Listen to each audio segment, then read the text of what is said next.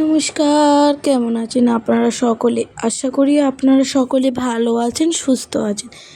বর্ষা নতুন একটি ব্লগে সবাইকে স্বাগত জানাই। আমি বর্ষা দিয়ে দুলে হায়দ্রাবাদে ব্লগে ছোট্ট একটি রুমের ভিডিও আপনাদের সাথে শেয়ার করছি। আজ হচ্ছে বুধবার সকালবেলা উঠে আমার কাজকর্ম হয় প্রথমে রান্না করা। আমি আগে রান্নাটা করি, যেহেতু রান্নাবান্না তাড়াতাড়ি সেরে রাখতে হয় আমাকে, যেহেতু আমার হাজব্যান্ড অফিসে যায়, তার জন্য আমাকে রান্নাটা সেরে রাখতে হয়। তো তার রান্নাবান্না যেহেতু কমপ্লিট হয়ে গেছিলো, তারপরে চলে এসেছিলাম ঘরের কাজকর্ম করতে করতে আমার অনেকটাই টাইম লেগে যায়। তার জন্য সকাল সকাল আগে ঝাড়ু ফাড়ু মেরে দিলাম, তারপরে এই যে ন্যাতা নিয়ে এলাম ঘরটাকে ভালো করে পুছবো বলে।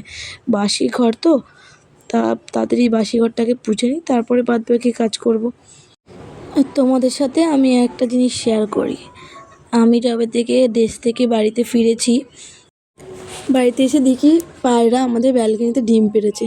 আর এই পায়রাটার বাচ্চা ডিম ফুটে হয়েছে, দেখি আমাদের ব্যালকনিতে ডিম পেড়েছে, ডিম ফুটে বাচ্চা হয়েছে।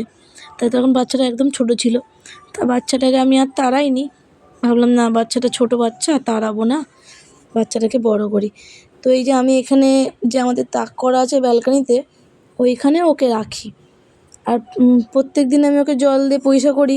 আর এখানটা যেহেতু ও পুরো পটি করে এক জায়গায় করে পুরো একদম, আর বাজে গন্ধ বেরায়, ওর জন্য আমি প্রত্যেক দিন ওখানটায় ভালো করে জল দিয়ে ঝাড়ু মেরে দিই, যাতে ওখানটা পরিষ্কার থাকে আর যাতে ঘরে বাজে স্মেলটা না আসে, যেহেতু পায়খানা পটি করে দেয় তো, তার জন্যে।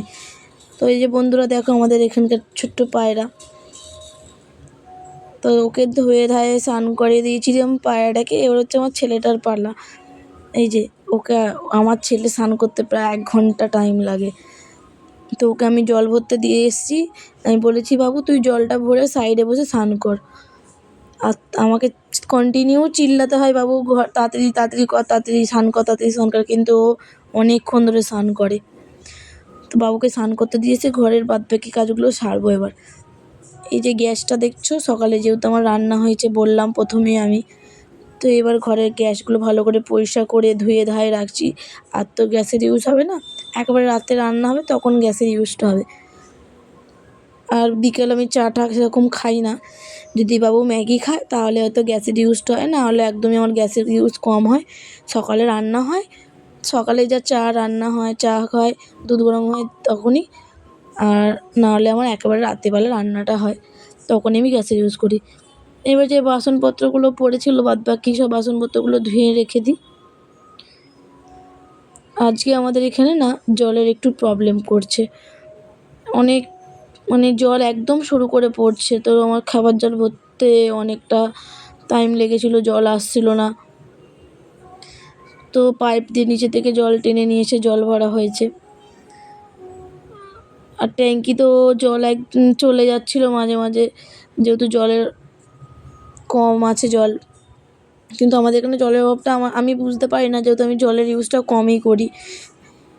আমার এই বাসন ধোয়া হয়ে গেলে ব্যাস, আমি বেশি আমি রান্নাঘরে আর আসি না, জলের ইউজটা কমই করি।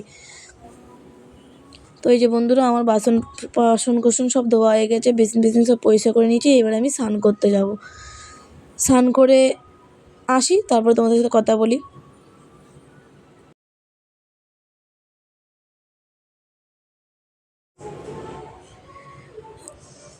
আমার স্নান করা কমপ্লিট হয়ে গেছে, এবার আমি ঘরের পুজোটা দিয়ে নেবো।